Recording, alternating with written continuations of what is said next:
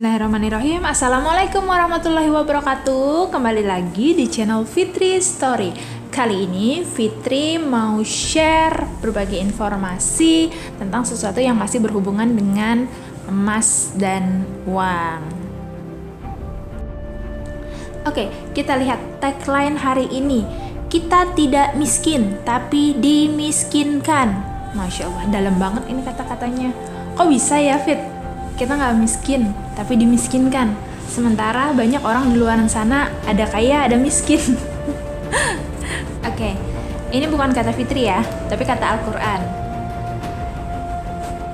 Di surat 53 ayat 43 itu ditulis bahwa dan dialah yang menjadikan orang tertawa dan menangis. Tertawa, menangis.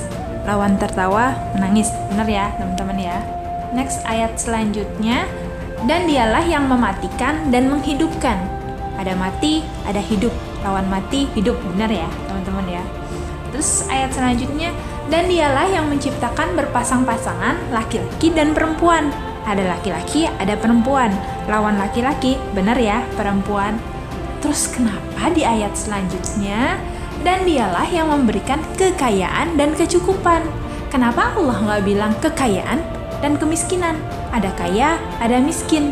Tapi ini Allah bilang kekayaan dan kecukupan. Ada yang kaya, ada yang cukup. Jadi lawannya kaya, cukup. Ya gitu ya teman-teman ya. Kenapa loh teman-teman? Jadi bener loh. Jadi miskin itu sebenarnya kata siapa sih? Tagline, kembali ke tagline yang Fitri buat di awal ya. Kita tidak miskin, tapi dimiskinkan. Itu kok bisa loh? Nah, sekarang Fitri kasih contoh simple aja. Oke, Fitri kasih contoh simpelnya ya teman-teman ya. Ini contoh ini ada di lingkungan kita sekarang. Contohnya nih, Pak Umar itu PNS tahun 1977. Gaji beliau 120.000. Nah, di tahun 1977 itu harga kambingnya 8.000 per ekor. Jadi kalau gaji Pak Umar 120.000, Pak Umar bisa beli 15 kambing saat itu. 15 ekor kambing ya, teman-teman. Nah, kita hitung nih dengan Pak Iwan. ASN 2019. Gaji 5.900.000. Kalau tahun 2019 itu harga kambingnya 2 juta per ekor. Dengan gaji 5.900.000, Pak Iwan hanya bisa beli kambing 3 ekor saja. Nah, teman-teman, bandingkan. Dulu gaji ASN, gaji PNS, itu bisa beli 15 ekor kambing. Kenapa gaji PNS sekarang hanya bisa beli 3 ekor kambing? Artinya apa? Secara nilai, gajinya itu menurun.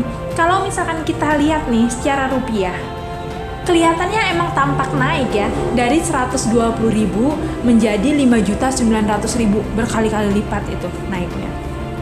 Tapi kalau secara nilai kemampuan tukar uangnya untuk membeli kambing, kenapa gaji yang 5.900.000 di tahun 2019 ini kok hanya bisa mampunya beli 3 kambing saja? Artinya apa? Secara nilai yang kita rasakan, gaji itu nggak naik gitu loh teman-teman ya. Ya benar nggak sih? Seharusnya yang dikatakan gaji naik bisa mencukupi kesejahteraan kita, seharusnya ya minimal gaji Pak Iwan itu harus bisa mampu beli 15 ekor kambing juga dong. Sama seperti Pak Umar di tahun 1977, gajinya bisa membeli 15 ekor kambing. Nah, seharusnya kalau misalkan kita ingin sejahtera, maka minimal gaji Pak Iwan adalah 15 ekor kambing dikali 2 juta, itu sama dengan 30 juta. Benar nggak sih teman-teman? Itu yang seharusnya ya emang harus seperti itu kalau misalkan dihitung-hitung. Tapi kenapa ya kok? Kenapa sih teman-teman? Itu dia, karena kita tuh nggak sadar kalau uang kita tuh dicuri sama siapa? Dicuri sama inflasi. Jadi kesimpulannya, gaji hari ini dibanding dulu hanya terlihat besar. Padahal kita semakin berkurang kesejahteraannya. Berasa nggak sih teman-teman? Nggak ngerasa ya? Atau baru sadar sekarang?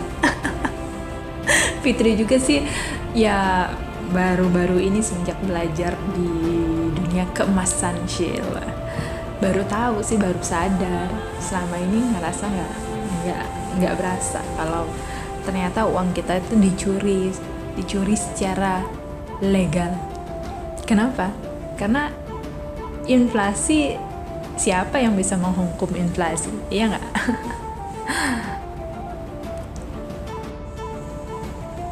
Nah ini teman-teman, coba deh lihat. Fitri dapat informasi nih dari postingan teman-teman semua. Itu Biden jauh ungguli Trump, harga emas bakal meledak ya. Katanya harga emas bakal meledak, bisa nyampe 2 juta per gram. Dan di waktu yang sama kita sekarang sedang mengalami resesi. Aduh, serem banget teman-teman kalau misalkan nih ini benar-benar terjadi saat resesi, harga emas melambung tinggi.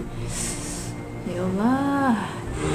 Ya kalau memang itu terjadi ya teman-teman, ya kita mesti waspada. Kenapa harus waspada? Ya jelas banget teman-teman, resesi itu membuat perekonomian memburuk. Simpelnya harga Indomie jadi lebih mahal.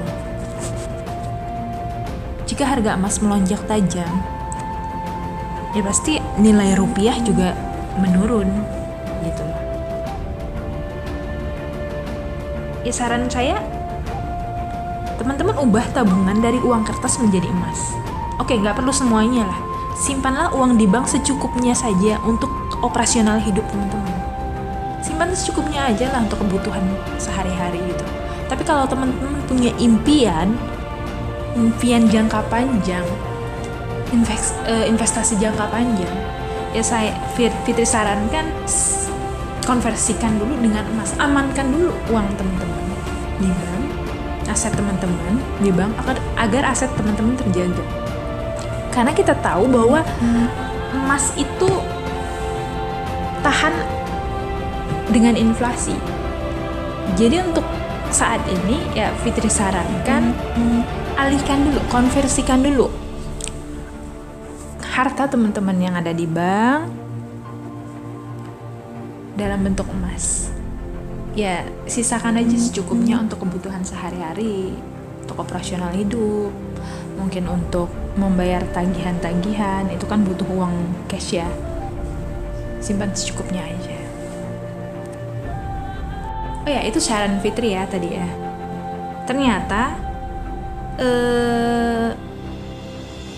dari beribu-ribu tahun yang lalu ya Rasulullah sudah mengingatkan kita loh teman-teman. Itu ada hadisnya. Akan datang suatu zaman kepada manusia, barang siapa yang tidak mempunyai kuning atau dinar dan putih atau dirham, maka tidak akan mendapatkan kemudahan dalam kehidupan. Itu dalam hadis At-Tabrani. Jadi teman-teman, amankan harta teman-teman, konversikan menjadi dinar dan dirham atau emas dan perak. Ini saran Rasulullah loh teman-teman. Ada hadisnya. Terus di hadis HR Ahmad, akan datang kepada manusia suatu masa yang mana tidak bermanfaat di masa itu kecuali dinar dan dirham. Kebayang nggak kalau uang kertas sudah nggak ada manfaatnya lagi? Teman-teman punya tabungan di bank ratusan juta, miliaran, ternyata nggak ada manfaatnya lagi loh. Yang manfaat cuma dinar dan dirham. Jangan sampai gimana ya? Jangan sampai ya Allah baru nyesel gitu. Kenapa nggak gue pindahin semuanya dalam bentuk dinar dan dirham, emas dan perak? Jangan sampai kayak gitu. Kita umat muslim, kita udah diingatkan oleh Rasulullah tuh dari beribu-ribu tahun yang lalu.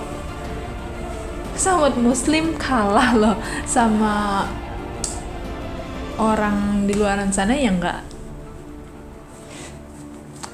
tahu hadis ini. Kan rugi banget ya kalau kita nggak tahu hadis ini. Mengikuti sunnah Rasulullah secara kafah akan menurunkan keberkahan di langit dan di bumi bagi orang-orang yang bertakwa. Surat Al-A'raf ayat 7. Jadi teman-teman, menjaga harta dengan emas itu adalah sunnah takriyah yang harus kita lakukan. Ya. Jadi mulailah teman-teman menjaga harta teman-teman, konversikan dengan bentuk uang, dengan bentuk emas, dinar dan dirham. Oke, itu aja dulu ya teman-teman. Sharing Fitri hari ini, kali ini. Semoga bermanfaat.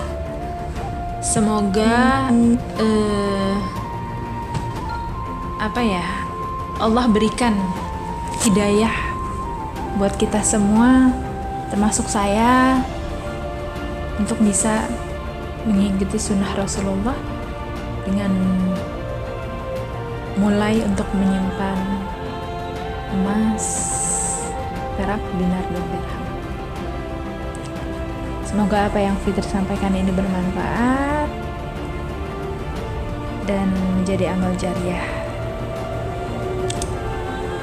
Fitri sudahi.